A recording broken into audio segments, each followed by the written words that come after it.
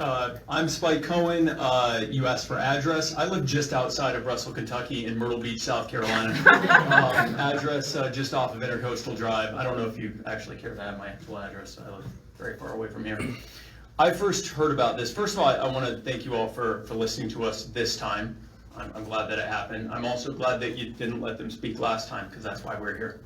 But I want to thank you for letting us speak this time. I'd also like to give my condolences to you, Mr. Parson. I'm very sorry. No one should have to bury their own child, and I'm sorry that you're going through that from the bottom of my heart. I do want to do a little bit of housekeeping while I'm here. Just to let you know, I'm not sure who runs your social media, but there are comments that are being deleted and accounts that are being blocked. Who were not doing anything threatening. They were just talking about this eminent domain case. That violates federal law under Davison versus Randall. You're not allowed to do that. And they can actually take action against you for doing that. So I would encourage you to not do that. Talking about this case with Russell Convalescent Home, when I first heard about it, I wish I could say that it was a surprise to me, but it's not. This is happening in cities across the country. Now that doesn't matter to the residents here, but the fact is that because of bad decisions that have happened at the federal level, this is something that can now happen. Like James already said, when the founders created this constitutional republic that we live in, the purpose of eminent domain was to take as little land as possible from private owners in order to do immediate public works like infrastructure, like roads, like bridges, things like that, and to take as little as possible, and only after all other avenues had been exhausted. We're now at the point where there is a serious conversation being had here about taking a convalescent home and scattering its nearly 30 residents for a parking lot and green space and a farmer's market. Now, putting aside the fact that I was here long enough to see that there already seems to be plenty of space out there for a parking lot and green space and a farmer's market without taking the convalescent home, there's no need for that. But I don't need to make that argument. I don't think anyone here could seriously argue that that's needed, because I also don't think that that's the immediate reason why it's even happening in the first place. And I could talk about the optics of this, and I think that that might be something to talk about. The fact that, as James said, you have the power to stop this. If you choose not to, we're just getting started. Okay? Yeah. We are only getting started. Yeah. This crowd is the result of 2 Facebook posts and a tweet. This is only beginning. I've been speaking with national media who has asked me to let them know how this meeting went and what the results of it were.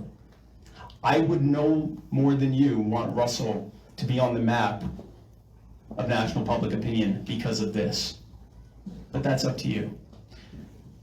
But that's only a political conversation. And yes, the locals here could also run folks against you, but that's also a local decision, and that's a political thing. I want to talk about the human toll of the decision that's being made here, because I think what has happened is that this has become an abstract idea. We're talking about, the concept of property rights or the concept of eminent domain, and we're not talking about the people that live here. We have 3 of them right here, Amanda and Ron and Carl.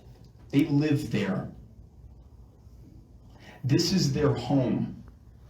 When you leave here, you might not go straight home, but I would imagine by the end of this evening, you're going to go home. And I'd like you to consider what it would be like if you knew that the city government, you only found out after you heard it on the news, but you found out that the city government was taking your home because they didn't think it was as beautiful as a parking lot and a green space and a farmer's market.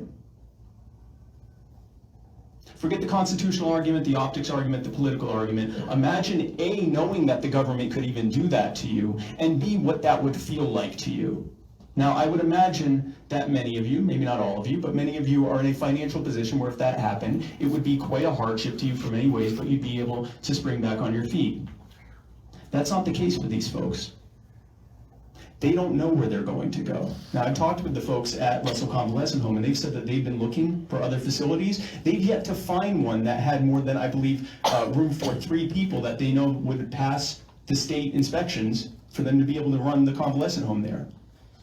They don't know where they're going to live if this happens. And I would like you to consider that.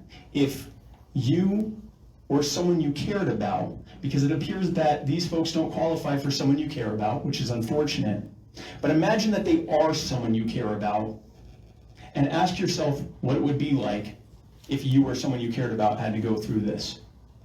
I sincerely hope you rethink this. But on the way here, actually when I pulled in, I saw what I think actually will be a great opportunity where we can get the parking lot and the green space and the farmer's market that you guys want. And it'll actually be on this side of the street too, and it won't involve taking anyone's home.